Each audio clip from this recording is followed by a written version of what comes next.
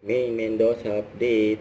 Ito yung event ni Main for Vivo V50 Lite launch na ginanap sa Robinsons, Manila. Ito pa yung mga video ni Main. Even with the Vivo V50 Lite na ang ganda talaga na port. Okay. Okay pa, napakaganda ng Basta daw ng video. Kailangan kayo ang swerte. Nandiyan yung mga fans ni Main. Akin ang swerte. Ito na. And hopefully the winner is here so that you have a chance to get Swerte, up on tinulungan ni stage Main. with us and have a photo with Main. Ito na, ano yan.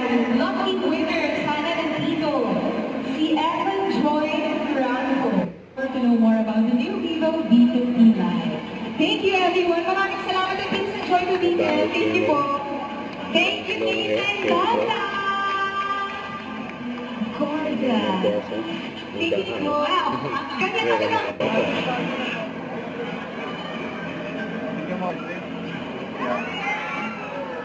Ambassador ng Vivo.